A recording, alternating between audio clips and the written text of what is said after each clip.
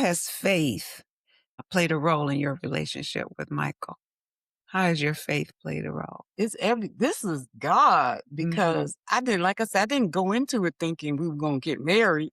I was thinking this is going to be my partner. Yeah. Yeah. And it was God all the way. Like, there was a period in the first couple of months we were together that I thought, he don't have no car.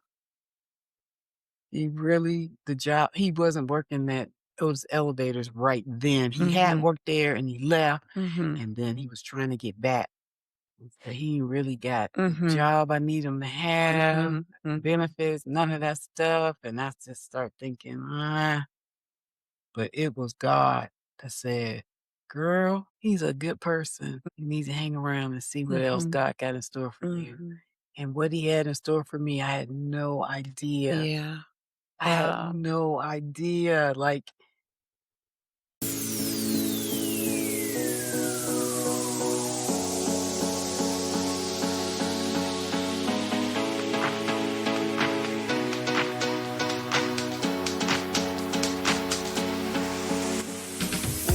Welcome to Get Real with Alexis Jones. On this podcast, we'll dive into real relationships with real people, guided by the wisdom and perspective of some of the most seasoned voices in our community, our beloved seniors. Each week, we'll unpack the joys, challenges, and lessons learned about love, family, friendship, and everything in between. This is a space for heartfelt conversations, eye-opening truths, and powerful stories that will inspire and challenge the way you think about relationships. We're keeping it honest, unfiltered, and deeply meaningful. So settle in and let's get ready to get real. Let's jump in.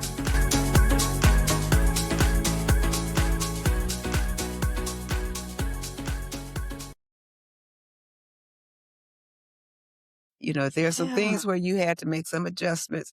Like you got to tell your husband, hey, I'm going here. Because you're not used to doing that. But when you were dating, it's like, I don't want to argue. I don't want to fight. We're not doing that. Or I think you said earlier, you can drink, but I don't like smoking.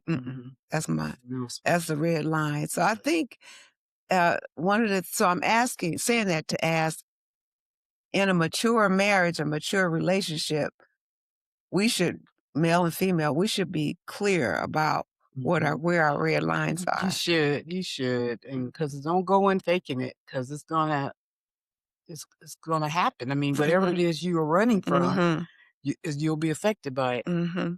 Yeah. And now my husband does not drink. He doesn't smoke. He didn't do any of that. But there was a time when he was out there doing all that. And I told him, he said, I would have got you back then.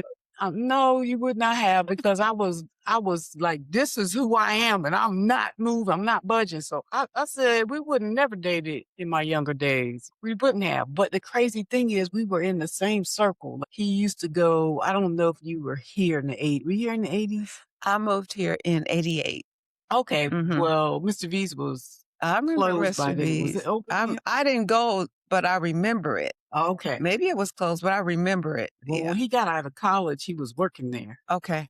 And as a bartender or some stuff he was doing. And so I didn't drink. So I never went to the bar. So I never really saw him. But we were in the same clubs and everything. He said, I would have got you. I said, no, in my 20s, I just didn't play that. I didn't. But now that I'm older, I see, adults do adult things. Yeah. So what small everyday moments in your marriage bring you joy? What brings you joy in your marriage? Oh, what makes you happy? Good question. Now this is gonna sound really crazy, but when I say, babe, I need you to fix that for me over there. And I come home and it's fixed, I'll be like, yeah. Oh, that's okay. That's not crazy. Yeah, I love that. But there's days when I say, hey, can you make sure you adjust that for me? And I come home and it's not done. I'm like, oh.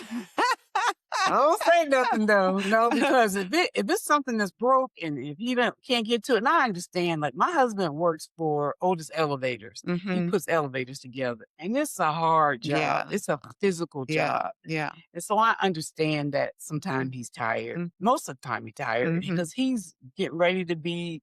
He's 69. Yeah. So, and he's doing manual labor. So Yeah. I get it. So there's some things that I'll just call a repair person for. But yeah, it does make me happy when stuff like that happens. Yeah.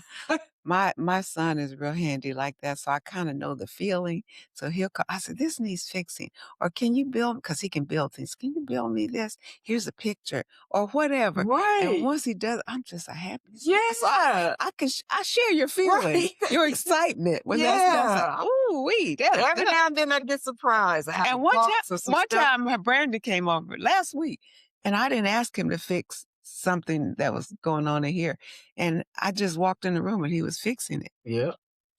So I'm with you on that. What do you appreciate more now that you may have overlooked if you had married earlier? Ooh. Do I appreciate now? Kind of. I've been talking about that a little bit. Yeah, I think the maturity of it all, like I was so immature and I thought I was on it. Like I thought I know what I'm doing. Yeah. I know nothing, but I know now. Do you think it's easier, this is your first time being married, but are you thinking you would be more successful, I should say it that way, marrying later in life than earlier? For me, this was good because if I think about it, like I was engaged twice, I would have been married. This would have been my third marriage. And so now that I'm of age and I have a better understanding of relationships and people and men and him and everything, I think that it's successful. It made me successful to wait until I was truly ready. Yeah. And had a good understanding. And I feel like I do now. What does ready look like? It looks like me. So, and we talked a little bit about it earlier because you were saying how your expectations were back in the 20s and 30s, age 20s and 30s, and now. So, if a mature woman or man wants to get married, how do they prepare themselves for dating and partnership and marriage? How do you? Because sometimes as we get older, we're accused of being set in our ways. Yeah, and we are. And we are. And we are. We are. And so that's a problem, though. It could be a good thing for some things like no smoking or no drinking or something like that. And we all have our reasoning for whatever that may be. But we're going to have to, a lot of this is brought on by fear. This is fear. This is fear at its best. We'll have to figure out a way to not be fearful so that we can move forward. I like that. That's what it is. Yeah. Because I think the last time that fear stifles people and keeps people from getting where they need to go. Yeah. And having what they want to have and having what they deserve to have. You deserve this. If you want a partner, you deserve to have one, So you have to face it in that same manner and go after what you want. It's nothing wrong with that. It's nothing wrong with that. You're not a 14-year-old girl out here in the street. You're a grown woman. There's nothing wrong with you wanting that. And I hear a lot of people say, I'm fine by myself. I could do. Yeah, you are. And you can be by yourself if that's what you want. If that's what you want. But that's not what I wanted. Yeah. I don't like being by myself. Come from a family of 5 children. I'm the oldest. So I'm used to having folk around me. And I love having people around me. I love inviting people to my house and watch movies and eat food. I love that kind of thing. Yeah. And of course, Michael won't have a choice. Now he's in it. We're going to have some folk over. Just know that. Yeah. So how did you and Michael navigate conversations about finances, about health, about long-term plans, all that stuff we have to think about later in life? Well, I'm going to tell you what, They say the number one reason for divorce is money. Mm-hmm. And I see how that could happen Mm-hmm. because me being thrifty, Mm-hmm. it's gonna be hard for me to match up with somebody that's not because I'm the woman with the money under the mattress. Yeah. Like I don't even Yeah. trust the bank, Right. Right. but I got money in the Right. bank. But I'm saying, Yeah, I understand. you got to Mm-hmm. watch your pennies, especially at our age. Mm-hmm. Anything could happen. The stove could break down. Mm-hmm. You don't want to put that on credit. You want Mm-hmm. to have the money and pay it. Mm-hmm. That's Mm-hmm. my train of Uh-huh. thought. Uh-huh. And so that's probably one of the things that we had heavy discussions Mm-hmm. about, Mm-hmm. in the beginning. Cause I'm like, save your money. When I was a kid, I saved my money. I Mm-hmm. used to go to amusement parks and come back home with money because Yeah. my only thing I wanted to do was ride and eat. Yeah. I didn't play them games or nothing, So I adopted that mentality as a Mm-hmm. kid. And so as an adult, I have certain things I would like to have done. I would like a way I'd like to live, and because of that, I'm thrifty Mm-hmm. with certain things, and Mm-hmm. so yeah. So we had that was probably one of the things we've had deep discussions in Mm-hmm. reference to. Mm-hmm. And as far as health is concerned, when I met Michael, I was telling him a story about a guy that I dated, and I got really sick. I had Crohn's disease. And I was in the hospital, and on the third day, this guy came to the hospital and broke up with me in the hospital. No. Yes. My mom was there too. And my mom knew he was going to break up with me because he told her, I can't handle sickness. I can't do this. Oh. So my mom said, well, you go in there and tell her. And so my mom was out in the hallway. He came in and broke up with me. And so he left. And then my mom came in the room. She said, are you okay? And I said, yeah, I could find another man. I can't get another life. Yeah. I'm in here fighting for my Yeah. life. My And goodness, Renee. I can't believe that he came to the hospital. He came to couldn't the wait till you got better to No, talk to you. no. Well, I don't think he knew if I was going to get better. I was in bad Oh, shape. okay. I don't So know if he thought I was going to die, but he just could not. He didn't even. He came the first day because he's the one who took me to the hospital, and the second day he didn't come at all, and then the third day he came to break up with me in the hospital. But I was only 27 years old or something like that, and I had the frame of mind to not grieve about the relationship, to focus on getting better. yeah, And that that's was my good. mom too, That's being there with me and helping me understand that we got to get you out of this hospital and get you better. And, regardless of that. So I'm telling you this story because when I met Michael, I was telling him this happened to me. And he said, well, just know this. I will always be here for you. Anything happens to you. And as soon as them words came out of his mouth, maybe 3 or 4 months later, I got sick. And he came to the hospital and stayed with me the whole time. really. Spent the night. We were still dating at the time. Spent the night at the Oh, hospital. It was so wow. crazy that one of my best friends, who I call my brother, came to the hospital, and he called his wife. He said, there's this guy here. I hadn't introduced him to the, he said, there's this There's guy a here and he strange won't man in the room. leave.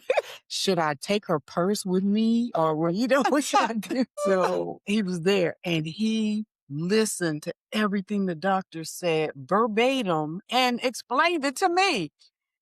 I Oh was like, my goodness. then I had my heart attack, and he was there, every day. Were you all Again, dating at the we time? were married when I You and had my Mary. heart Okay. attack. Mm-hmm. And my friend said that if anything ever happens to me, I want to have a man like Michael Mm-hmm. looking out for me. They said he was on the doctors, on the nurses. He was nice, but he was letting them know, this is what I need. This is what I want. He didn't play.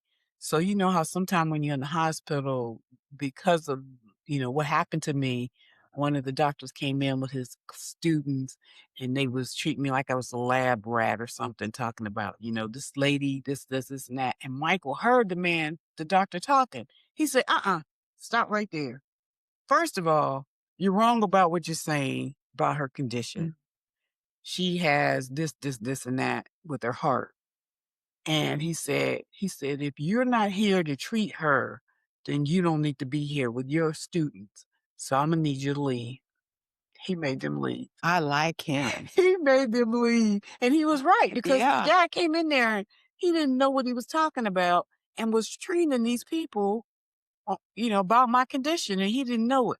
And one of the nurses or doctors that was with him, he looked at her and she said, he's right, like what he's saying. So he kicked them out. I like him. Yeah. I like him. Yeah. So let's see. I asked you that. What have you learned about yourself through marriage? I would say, first of all, I'm surprised that marriage has been so great. I love that. I love that. I'm surprised. I know you're always glowing. Yeah. I was surprised. It is great. It is different than what I thought it was going to be, and it was different from my parents' relationship. And one of the things I wanted to make sure of is that we are affectionate towards each other. Yeah. Is he an affectionate person? Not really. Okay. And I maybe most laid back guys are kind of seem not they're to be affectionate as when they want to be. Right. When they want to be. It's not going to be an ongoing thing. Right. And it's really weird because all through my years, I used to love to kiss. Like kissing was my thing because I didn't have sex until late in life. So kissing, I had to master that, right? Yeah. And so you had to I got to get good at that. Yeah, because I can't do nothing. So it's weird because now I really don't enjoy kissing like that. It is weird. Like I can kiss, but I don't want you to kiss me and slobber around my mouth. I just can't do it. I can't do it. So I'm a very neat kisser. So that might be one of the, I don't know. There might be some psychological thing. And there's nothing wrong with that. I'm a very neat kisser. And my husband is not a neat kisser. But I tolerate it and I try to do the best I can. But that's just an age thing, I guess, because when I was younger, I didn't care. Like, I know what you're talking. Yeah, and my mom had to get some Kleenex and what's face. I was like, hey, what is more your spit around my mouth than in yours? Right, come on. So he was like, you don't know how to kiss. I said, yeah, I do. I just like a neat kiss. I don't want it. So that's one of our arguments that I don't. My goodness, are you funny? What would you say to someone over their 50s or 60s, even 70s, who feels like it's just too late for love? What would you say? Because I know you encounter that. Baby, it is never, ever too late. I have a girlfriend, her grandmother was 80 years old and married an 87-year-old man. And this was like her second or third marriage. And I thought, it ain't never too late. If they can get married, surely. Yeah.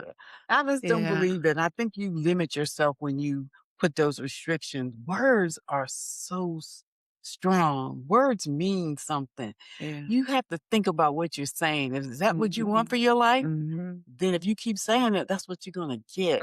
You got to say what you want and mean that and not just regurgitate things that you don't really mean because words are powerful. Words are powerful. And I know that because, again, I'm a manifestor. And because I do that, I scare myself sometimes that I have to tell myself, don't think about that because you might end up doing it or you might end up manifesting it. Don't think that. So think about and manifest what it is that you believe and what you think. And the other thing is, don't listen to other people. I don't care how young you are. Because they got something to say, don't they? They got something to say or how old you are. Like my parents still listen to us. We raise leaders, not followers. They used to say that old thing, like if all these people jumped off the bridge, you gonna jump off the bridge, And I understood that clearly as a kid. So we were raised to be leaders and not followers. And so because of that, I have the life that I have today. Yeah. I'm gonna ask you a couple more questions. Mhm. How has faith played a role in your relationship with Michael? How has your faith played a role? This is God because like I said, I didn't go into it thinking we were gonna get married. I was thinking this gonna be my partner. Yeah. You know? Yeah. And this was it was God all the way. Like there was a period in the first couple of months we were together that I thought, he don't have no car. The job, he wasn't working at those elevators right then. He had worked there and he left, and then he was trying to get back. So he ain't really got the job I need him to have, benefits, none of that stuff. And I just start thinking, but it was God that said, girl, he's a good person. You need to hang around and see what else God got in store for you. And what he had in store for me, I had no idea. Yeah. I had no idea. Like, he's the reason why I could retire. Yeah. Because I would need insurance. And he had some good, insurance. You just think, you don't even think about benefits and stuff like that when you're in your 20s. No. Stuff. You don't even think about that because, first of all, you ain't thinking about getting sick or anything. And you're not thinking about all the stability that comes along with it. And, at my age, you got to be thinking about that. You do. You do. And so that just came in as a blessing that he got his stuff together. He's very determined. He was very determined. Yeah, it sounds like I'm listening to you, Renee, and it sounds like you have to be willing and able to see beyond the surface. Yeah, and you go in with your expectations, but you want to not miss something that maybe you would miss if you just stuck to, well, he's got to have this, got to have that, got to look like this. So somehow you allow God to show you something better. Yeah. Or something more. Yes. There was something about him that not only, my siblings and my friends, grasped onto it, they just fell in love with him. Everybody does. He's just very kind and considerate and all that. And that was one of the things that was on my list. Somebody that's kind. Yes. Kind. Kindness goes a long way. It does. I dated a guy that was a little mean-spirited. But the crazy thing is, there was something about him that I was attracted to, and eventually I wasn't attracted to it anymore. But you have to be kind. You have to be kind to everyone. In the long haul, you want kindness. I want kindness. I need you to be kind. Yeah. It's nothing like. I think as we get older too, I was talking to my aunt, she's in her 90s, and she was just sharing some things with me. I said, Aunt Elizabeth, as we get older, we just want to be treated with kindness. Kindness. Yeah, that means a lot. Everything. It's everything. And the crazy thing is, as people get older and they start getting sick, some of them are not so kind. Yes. Not so kind. Yes. And I understand they're mad or they're disappointed or they're depressed over their situation. You still gotta be nice to people. You gotta be nice to people, or else you push them away. I have a friend right now. He's not very friendly, but we've been friends for over 40-something years, and he's in the hospital now. And I have to tell him, look, you gotta be nice to these people in here. They are treating you. They are wiping your butt. You got to be nice to these people. When they come in and ask you how you doing, you need to ask how they doing. Absolutely. Be concerned about their well-being too. He was like, yeah, I guess you're right. No, I am right. Absolutely. Be nice. Because they will avoid you if they can. If they can, you'll be sitting here ringing that bell and they will not be there. Yeah, you go. I say, be kind to everyone. I mean, the people that clean the streets, that wait on you. I agree. Be kind to everybody. And so what I do is, even with homeless people living downtown, you see a lot of homeless people. When they walk over to my car, every now and then I might give them a little something. Sometimes I don't. When they walk up to my car, I make sure I make eye contact with them. Yes. If I don't have any money to give them, I'll say, I'm sorry, I don't have anything right now, babe. Yeah. I say it just like that. You But I make acknowledge eye them. contact with them because they don't feel seen. Yeah. Who doesn't want to feel seen? They don't feel seen. And when you see a homeless person, don't turn the other way. Look at them. Say Yeah. hi. Yeah. What's wrong with that? Absolutely. Ain't nothing, even if they're walking up to your car. Hey, how you doing, babe? Yeah. I don't have anything for you today. Yes. Or whatever. You don't even have to say that, Yeah. but smile and Just make eye contact. yeah. They feel like Yeah. invisible, like you don't see them. Yeah, And I I know that like feeling that. because I've had it and I wasn't homeless. So Yeah. I do understand. So I try to make eye contact with Yeah. them. The cleaning people in my building, Mhm. hey, how you doing today?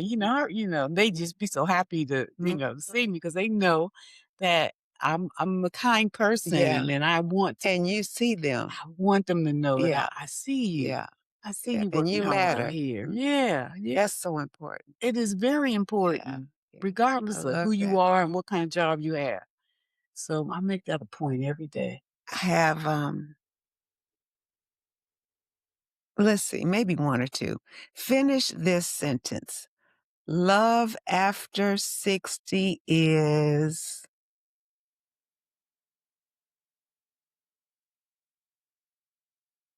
It's motivating. mm, It's motivating. I am motivated to make the best of this relationship. It's motivating. motivating. I like that. And it probably motivates other areas of your life because you've got this foundation of joy at home and stability and somebody. There's something about having someone you can count on. Yes. That part. It's that part. Yes, it is. Yeah. And like I was saying before, I don't like being alone. I'm not a loner.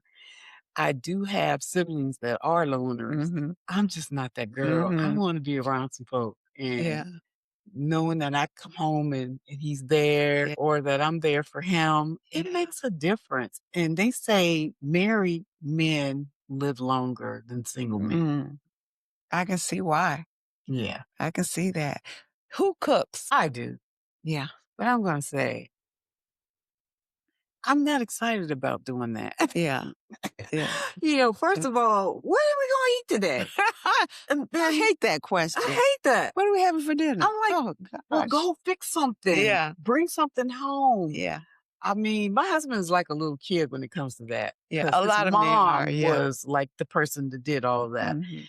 And he could come home and will eat and drink cokes and junk,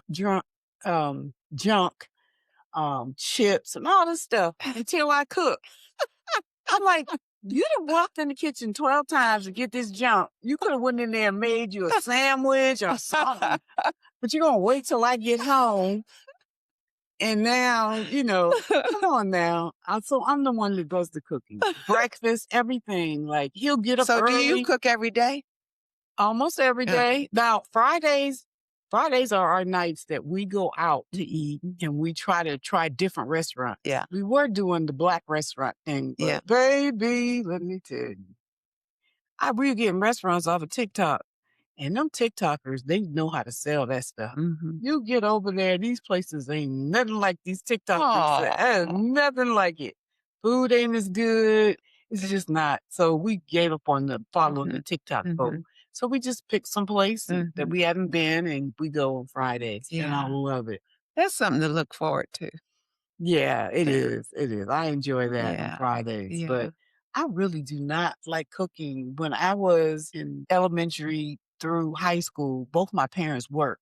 So I would have to go home and start dinner sometime. And I hated it. Basketball court one day, playing basketball.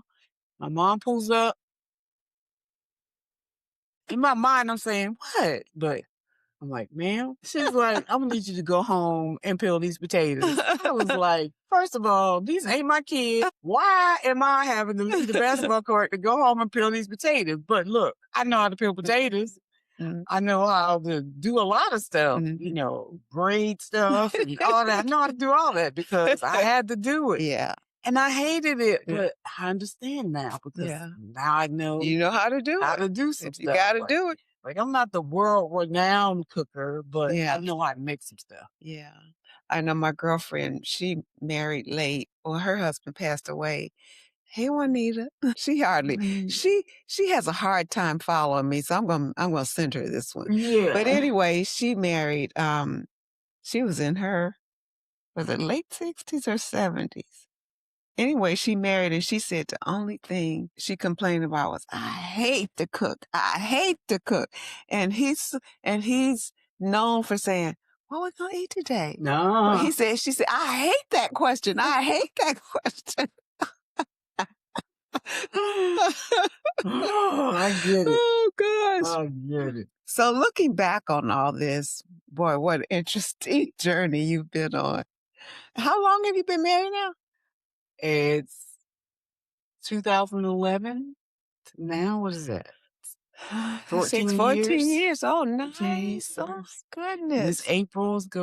This May is gonna be 15 years coming up May. May. Wow. Yeah. Looking back on all of that, are you most grateful for about saying yes to love and to marriage? I'm most grateful for the love. I get up in the morning the same time my husband does to go to work, and I go walk at 5:30 in the morning. He goes to work. So I get up and I make his lunch or his breakfast, whatever one he decides to eat it. And we talk a little bit about the weather and, and we kiss and he goes to work, and then he comes home. Now he hadn't got that coming home part good. Honey, I'm home. I don't get that. He'll come home and he'll just put his stuff down and start plugging up stuff. Oh, hey, babe, how you doing? How was your day? And I've heard people say, when people come home from work, you have to let them settle down. Yeah. First. So I try to give them some time, but Yeah. you come in the door, you got to say, hi, Say, how hey, you doing? yeah. I'm here. Well, I think that goes back to what you were saying earlier. You're trying to get adjusted to letting him know what you're going to do. Yeah. And he's used to coming home and whatever he does. Yeah. Go take a shower and chill out. Yeah. But I get it. But I stay on him about it. Hey, babe, how you doing? How was your day? How was your day? Oh, well, my day. You don't know about my day. Yeah. Yeah. So, but he's not interested in my day. He's not. Because I start talking, and next thing I know, I say, babe, you hear me? Hey.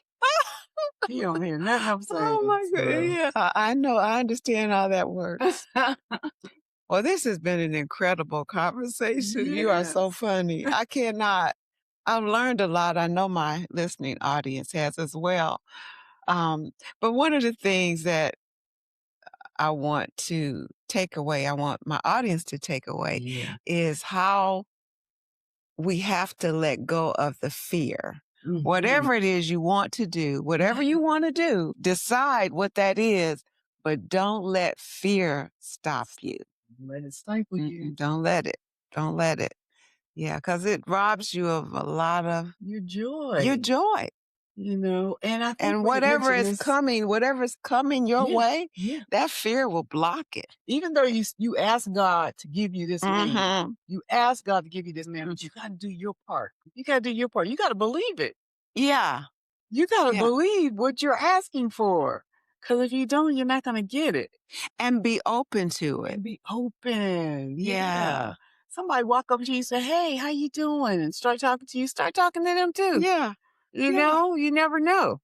You never know. You never know. You never know. I know my sister is very attractive. She gets phone numbers all the time. And she throws them away. And I said, girl, when I was single, you need to pass them numbers on to me. I'll call them. I'll call them. And of course, they're very attractive to me because they're attracted to her. Mm-hmm. Say, pass them cards over here, girl. I ain't no shame in my game. I'll ask somebody to dance. Back in the day. Right. When we did that, yeah. When guys, if they didn't ask me, I'd be like, you want to dance? I love it. Love it.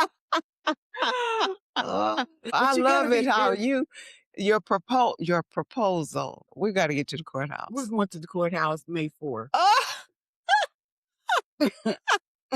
That's what we did. That's what you did. Yeah. I can't wait for him to figure it out. You really can't. You wait on him.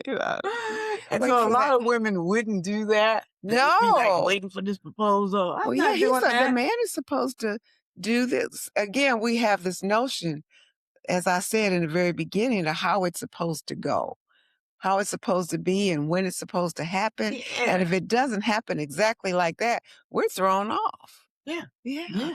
And that's what I mean when I say we gotta be open. You got to be open. You got to be open. And everything's going to happen in time, in your time, you know. Because when I built my first house at 28 years old, I didn't think I was going to be doing that by myself. I thought I'd be married, you know, and then the kids and the picket fence and all that. But no, it happened that way. Yeah.